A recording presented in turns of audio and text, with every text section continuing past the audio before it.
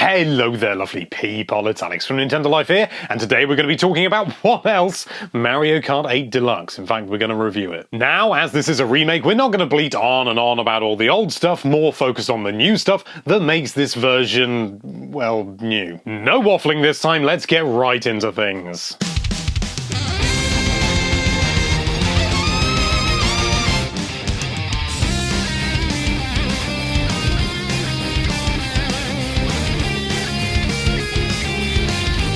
Opting for remastered, director's cut, game of the year, or whatever versions of games is a pretty common tactic these days for new consoles. We saw it with the Xbox One, the PS4, and now with the Switch, but they are usually really great games, and it does help pad things out a smidge, so it's not all bad. The original Wii U version was and still is an absolutely outstanding title, but is there enough here to be worth double dipping? Well, that's for you to decide. I can't make financial decisions for you.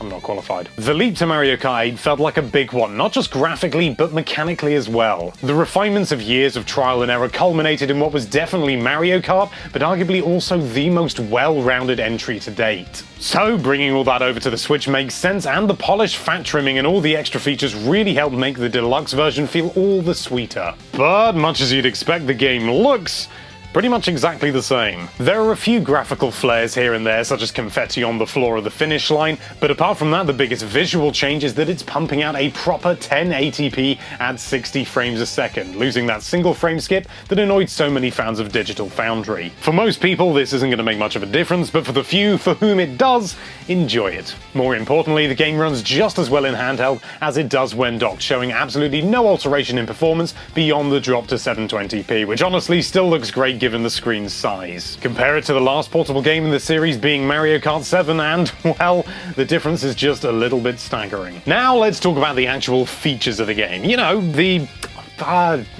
important stuff. Everything that was in Mario Kart 8 on the Wii U, including all the DLC, is right here, even the Mercedes stuff. 16 cups, 48 tracks, 200cc mode, the whole kazoo. We've also got some new faces to race with and against, namely Bowser Jr., Inkling Boy and Inkling Girl, King Boo and Dry Bones. And all of this, right down to the Inkling Boy's additional tentacle, is available right from the start. So if you want to go on Rainbow Road snares at 200cc, the game's just like, sure, why not?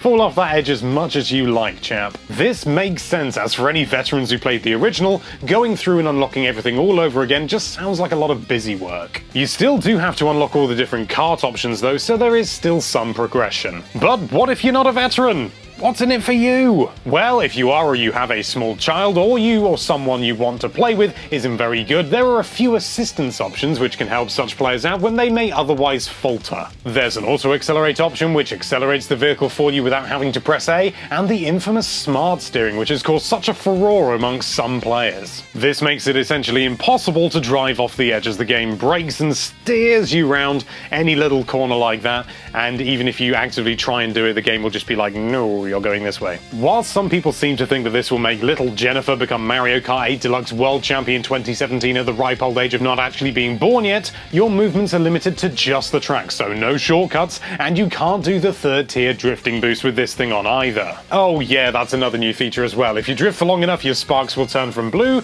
to yellow to purple and give you an even longer boost for the sake of your drifting habits. But back to the assist stuff. All in all, I think this is a really good addition, as it's not overpowered, but it does help inexperienced players or even those with disabilities to enjoy the game to the full. And speaking of controls, let's have a look at some of the controllers you can use. Well, you can use two Joy-Cons in a grip like that, or indeed just out of the grip and loose in your hands, if you prefer. You can use a single Joy-Con with this thing on or without, you know, again, whatever you desire. You can use it in a wheel. Again, it's just a little bit on top of the Joy-Con's doing all the work, or you can use a Pro Controller as well. And as all these have the little accelerometers and wonderful gyroscopes and things in them, you can use motion controls to turn like that if you so desire with any of these controllers. But personally, we prefer the precision of sticks and buttons, but that's just us. Now let's get on to the biggest addition, the chairman of the board itself, the battle mode. Is it better than the Wii U version? You bet your sweet little self it is. Finally, we have dedicated battle arenas, all offering something new, and 5 total game modes. You have the traditional balloon battle, Bob-omb Blast, which is basically the same except with just bob-ombs, Coin Runners, which gets you to collect as many coins as possible, Shine Thief, where you have to hold a shrine for as long as possible, and the brand new mode Renegade Roundup. This is a wonderful new addition that tasks you with playing as either the Renegades, where you try to avoid being captured while springing free any teammates that might not have been so lucky, or you play as and have to, well, round up the Renegades. It's very much a typical cops and robbers affair, and it's a great and genuinely new addition to the battle options. And when it comes to playing with friends, well, you've got options coming out of your ears, son. You can go online like before, which works splendidly for us, play with up to 4 people on a single unit, and connect wirelessly with other systems like it's a 3DS. There's even a hidden LAN option, which is distinct from the wireless option,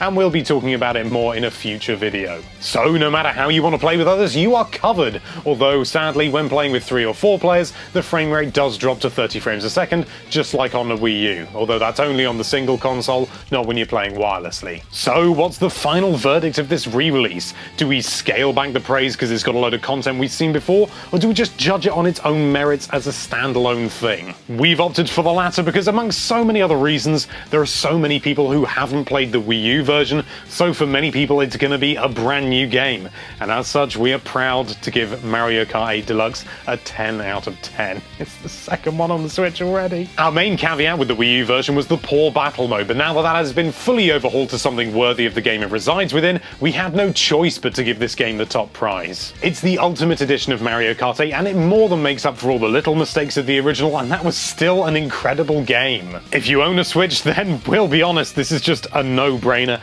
absolute 100% must-have. It's the Mario Kart for the modern generation. But what do you think of this game that you may not even own by the time you're watching this? Let us know your thoughts down there in the comments. Thank you so much for watching. If you like this video, then why don't you click on our subscribe button deluxe that is coming with all the stuff of the previous subscribe button, plus some lovely new extras, and be sure to check out nintendolife.com for all sorts of lovely Nintendo-related content. Thank you again for watching. Bye-bye.